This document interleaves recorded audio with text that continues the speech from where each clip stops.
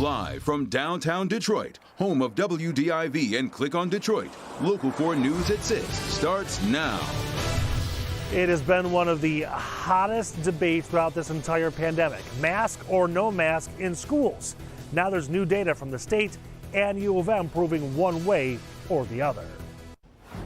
Okay, Nick, but we begin with a wet start to the weekend. And some cooler temps. Going to feel like fall going into this Friday night into the weekend, Andrew. That's right. After a week where we had temperatures in the 70s, near 80 degrees, we are now looking at more seasonable conditions and wet conditions. You can see scattered light to moderate rain pretty much for Detroit, much of Wayne County. Out to our west, more widespread light to moderate showers in Livingston County. This is going to travel farther to the north and east over Flint and Genesee County, where they're already getting some steady rain, and eventually over Lapeer County. And more rain is down to our south and west that will travel over all of southeast Michigan later tonight. Now, you see some gaps here and there just down to our south and west. So rain will be on and off as we go through this evening. We're looking at a temperature now of 60 degrees. It's been this cool all afternoon, and temperatures slip back into the 50s in the next couple of hours. But by morning, we'll still see some wet conditions. There's that next shield of widespread rain that comes in when you join us tonight at 11 during the overnight hours, and even when you wake up with us tomorrow morning. But what happens on Saturday afternoon, the rest of your weekend? We'll talk about that and an EF0 tornado that touched down yesterday. I've got a couple of videos I want to share with you coming up. Andrew, thank you. We are getting our first look here at the Oak Park man charged in the abduction and sexual assault of a 9-year-old Farmington Hills girl. 40-year-old Aaron McDonald faces several charges, including kidnapping, criminal sexual conduct, and torture. Prosecutors say McDonald took the child last Sunday near Grand River and 8 Mile and brought her to a home near Berg Road. They say Williams is a parolee after serving 13 years for a previous sexual assault conviction involving a minor. He was arrested Thursday after a 4-day manhunt. There is no way to wrap our minds around this horrific crime. Our thoughts and our prayers remain with the victim and her family. But in the wake of this suspect's brutal abduction and sexual assault on this child, the Farmington Hills and Detroit communities and their citizens deserve this kind of exceptional police response. Williams is being held without bond. If convicted, he faces life in prison. Now turning our attention to the coronavirus, the state reporting more than 8,200 new cases over the past 2 days, an average of 4,100. And as the number of cases continue to surge in our state, new data reveals that mask mandates in our schools appear to be working to slow the spread of the virus. Our Nick Monticelli joins us with a closer look at that data. Nick. Put on a mask until we can get vaccinated. You disgrace me.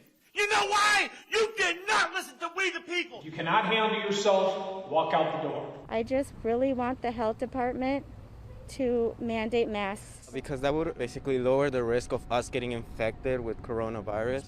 With this stupid, ridiculous mandate. It is one of the most, if not the most divisive issue inside this pandemic. Mask mandates, especially in schools.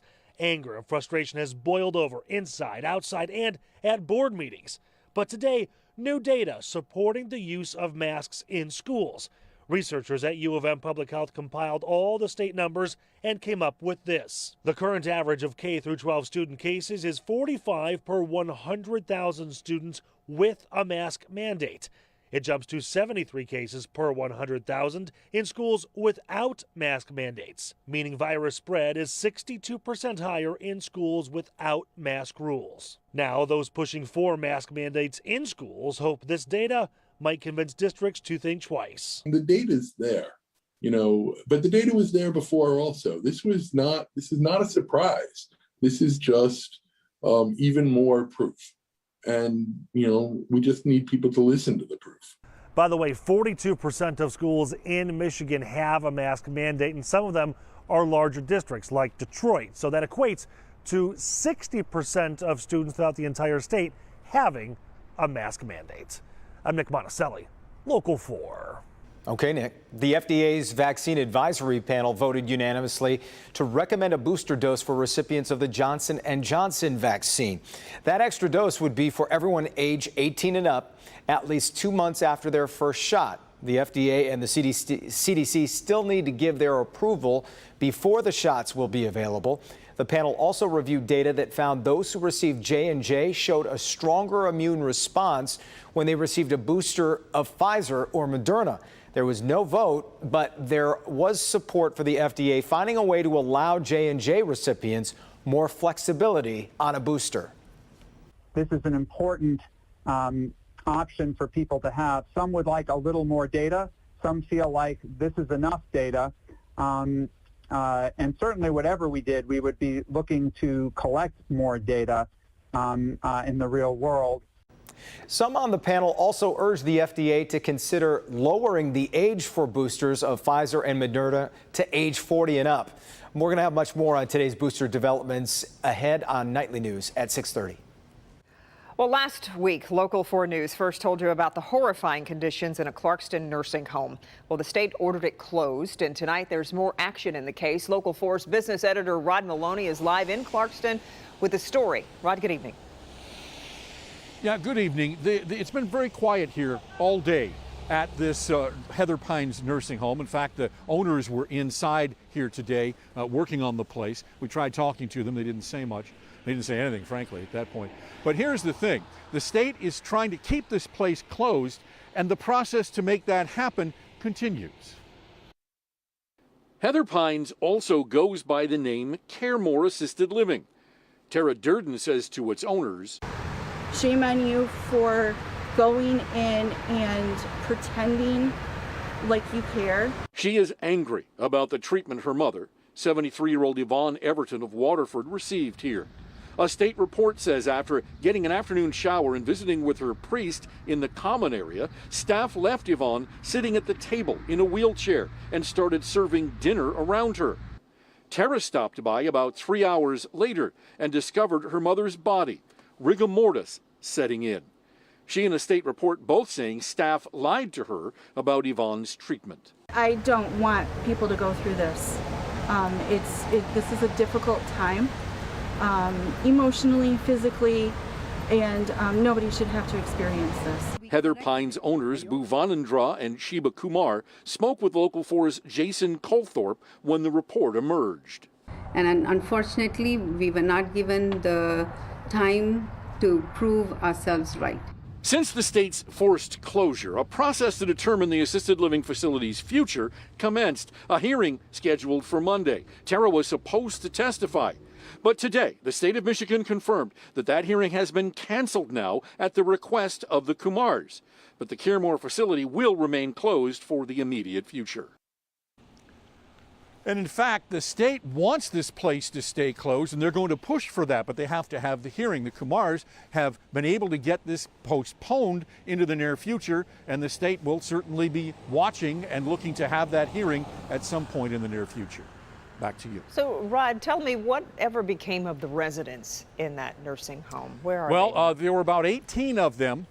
There were 18 of them, and they have been moved to other facilities. Now, we're told that some of them moved to other facilities that these owners owned because they have about half a dozen of them.